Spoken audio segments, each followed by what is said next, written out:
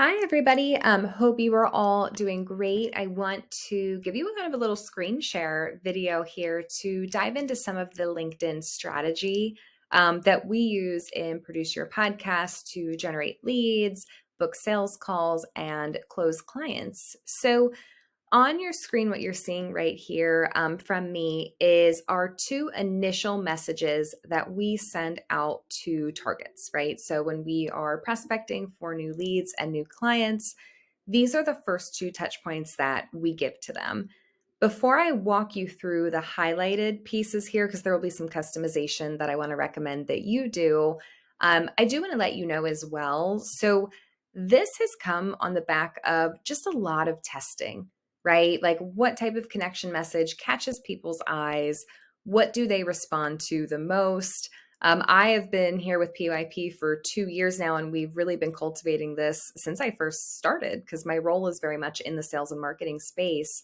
And so please just know, like, we've tested it all. And I've had a lot of stuff that's worked better than others. I've had a lot of things that hasn't worked so well. And so this is really the one that we run with the most because we've gotten the most results from it.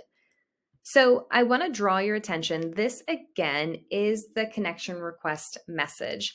When we go out and we find profiles on LinkedIn that we want to target and get into conversation with, this is what we send in the connection request message. There's a lot of kind of, I guess, conversations out there around, do you include a personalized message or not? I have always been in the camp that any chance you can personalize something, the better. The other thing that I really want you to remember too is anytime you're doing business development, you are never just the only person trying to sell to somebody, right? That potential prospect is getting pitches and info and requests and all of these things all the time from every angle, right? And so it's really important for you to think about, okay, well, what's going to differentiate me from the things that they're already getting?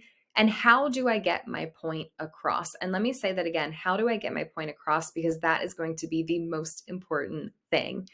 I think anytime that we talk about social selling or prospecting or lead generation, consumers are savvy, right? And so a lot of times if you send something that's like really vague or nothing at all, for them, I think it puts them almost more into kind of like a suspicious mode, right? Like I know there's a motive here and they're not telling that to me. So now I'm kind of in a place of, well, maybe I'll accept this connection request, but like, when's it coming? Right. And how do I know that this is even someone I want to talk to? So I'm a big fan of personalizing anything, any chance you get. It takes one extra second to copy and paste, and a lot of people don't do it. So right off the bat, you're going to set yourself up for more success that way. Now, I want to draw your attention to two highlighted things in this message. So, this first one here, reaching out in the event you're looking to take your podcast to the next level, whether in production or growth and monetization. Your verbiage is obviously going to be different. This is for Produce Your Podcast, where we do, in fact, focus on production and growth and monetization because we're full service, right? Now, what you want to speak to is, what does your ideal person want? Again, from a lot of testing, when we reach out to current podcasters, the verbiage we always hear from them is taking it to the next level. So we're reflecting that back in this message. You might, for example, say, I want to work with podcasts of female business owners that are really tight on time because they're busy serving their clients and, serving their family. I'm totally making this up off the cuff, so bear with me. So your message needs to call out again what it is that they want to accomplish. For us, taking it to the next level, and then we add context into specifically what do we do that can help them do that, right? You may reach out and say, hey, I'm reaching out in the event that you are wanting to optimize your podcast while saving yourself a lot of time and working with an expert or something like that, right?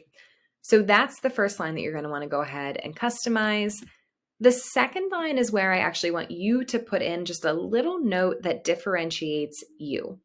So you can see ours is highlighted here. Again, we're a pretty robust team. We've been at this for a while. You do not need to have 30 plus years of experience in doing this. This line, however, is where I would really play up the thing that sets you apart. We have a lot of people actually in this group with project management backgrounds. whoo, let me tell you, that is a solid, solid gold trait that you can have as a podcast manager because there are a lot of moving pieces. So this is where I would say, I bring a high level of project management expertise to every podcast I work on. So my clients have a high quality show without sacrificing their time, something like that. Okay. So that's going to be your connection request message. And then we move into, if they accept your request, what you're saying next. So when you get that someone who comes back and they've accepted it, you want to thank them for linking up, put up a little warm and fuzzy sentence up there as well. And then you always want to end in anything social selling, whether it's LinkedIn, Facebook, Instagram, wherever. Every message you send to a potential prospect, you need to end on a question. So your number one rule is you want to end on a question. And number two, no more than like 2 questions, right? I think we've all been on the receiving end of some really bad LinkedIn particular messages that are like, what do you want to do with this? Can you tell me about this part? What do you think of this thing? Have you considered this? And you're like, woo, okay, there's a lot there. One question, always end on a question, right? Now, for me, I really like to get a sense of like, what's the podcast doing currently for you so that I have a really good foundation going into this conversation. I'm not assuming anything about this podcast needs help. What I'm trying to do is uncover where that might be and if there is a need, right? So our verbiage that we like to go, again, because we do production, we also do growth and monetization. That may or may not be what you do. But I'd like this. Can you tell me a little bit more about what the podcast is doing right now and where you would like it to go? You might, again, if I go on my project management example, you might say something like, hey, tell me what's working really well for you right now about your podcast processes and what things you feel like might or could be optimized a little bit further, right? So a little warm and fuzzy, end them on a question. Now, the last thing I want to do in this video, because I could talk about this all day long, I will try to keep this as a not super long video. I want you to understand what information you need to get from them before you ask for a call. So this is really about qualifying. This is about needs discovery. If I give you like the geeky sales terms that go into this, I want you to focus on what and why questions, right? So I mentioned this earlier. We never want to assume something is broken. We're trying to find out if there's an opportunity for us to help.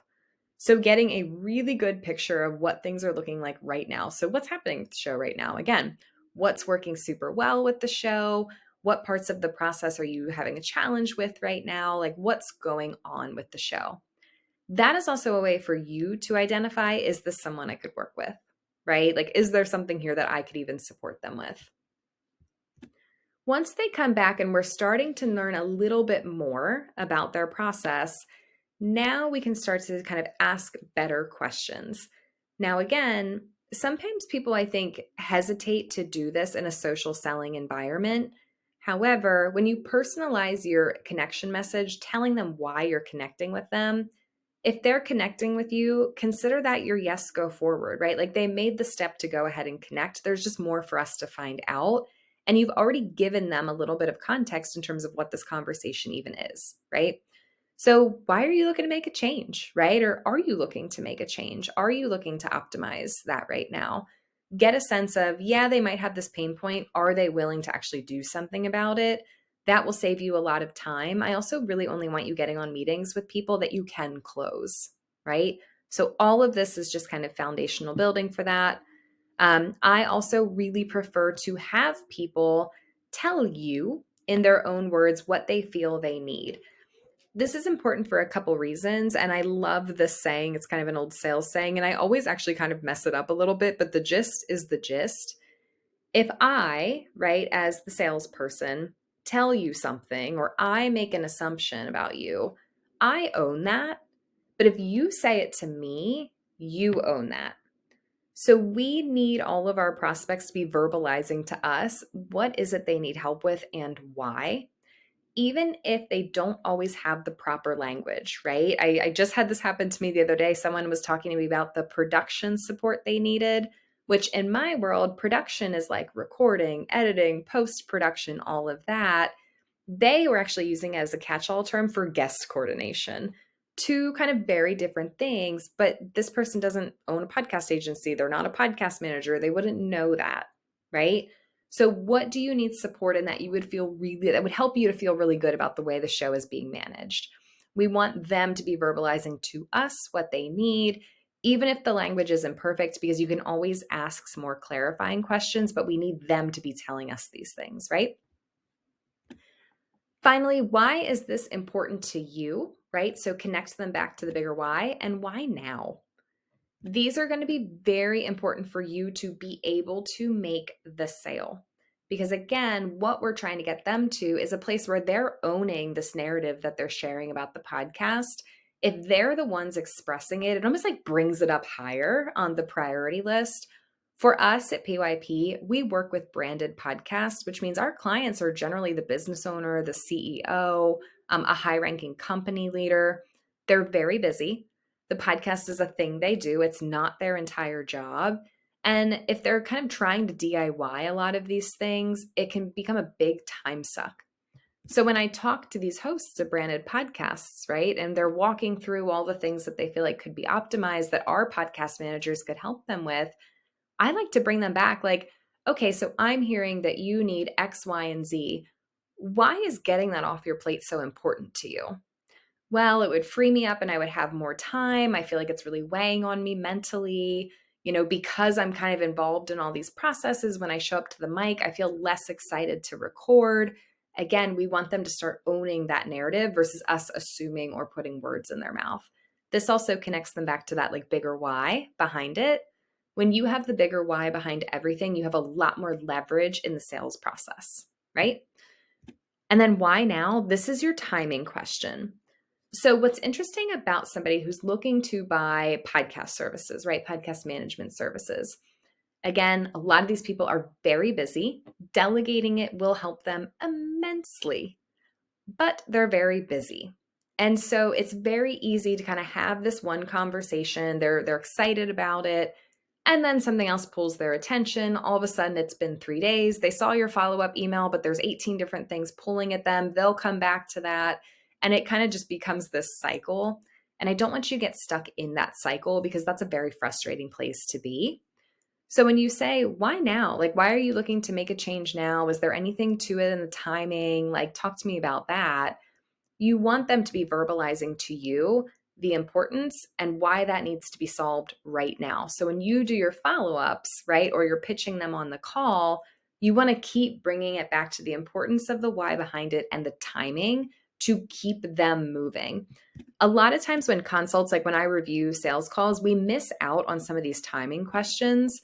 But what happens is we haven't highlighted and had our prospect own the narrative of, oh yeah, this does need to be solved now, right? Like this is highly important to me. I do need to solve this right now. Instead, we create a conversation where we understand there's a need, but we don't get to set really formal next steps, right? So I'm going to pause this here for now and just give everybody a chance to ask their questions if they have more about it. I wanted to give you the structure because it seems like a lot of the LinkedIn prospecting questions we get are kind of around what to say. But as you have more questions about this, I love to teach this kind of thing and I like to show parts of the process. So if this resonates with you and you want to see more, definitely let me know and drop your questions